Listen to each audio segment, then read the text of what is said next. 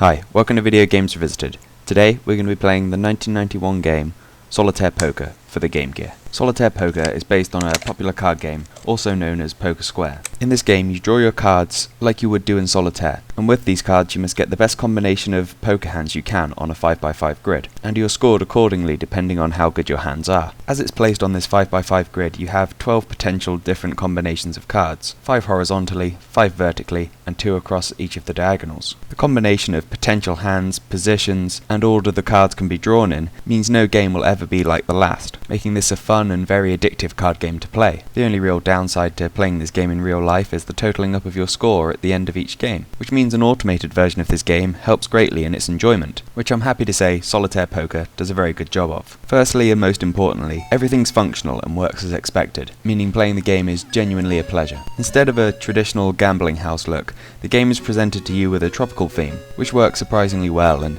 everything's well designed and drawn and fits the style nicely. There's even a nice selection of different music that can be selected from the pause screen. The standard game mode has you clearing stages by meeting certain score criteria by the time you've filled the grid to progress. Assuming this is done, you'll move on to the next round, which is slightly more challenging. The difficulty ramps up nicely, and if you do happen to slip up and mess up on a round, a continue system is in place. There are even a couple of different views on this standard mode, which change up the gameplay slightly, the most notable being View 2, where you can see the next 3 cards that will come out of each pile. Those looking for a challenge may want to move on to the second game mode called Try 1. In all honesty, I can't quite work out the real differences in this game mode, but as far as I can tell it's a single round and you just need a much higher score to pass it. There may be a reward if you do manage to get past, however I found this mode so difficult I couldn't even clear the first round on easy, let alone the normal and hard modes also provided. So in this respect this game mode is a little bit unbalanced. However, after the hard difficulty, there is a mode called Casino, which is one of the more interesting variants on this cartridge, as it presents you with the same standard game, granted with the higher difficulty, but you're playing completely blind from all 4 piles of cards, which makes progressing even harder,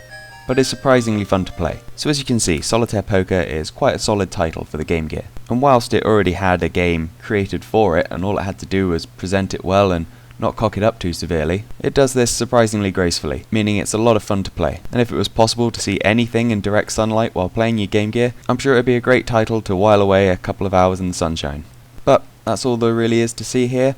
I hope you enjoyed this review, and I'll see you next time. Take care.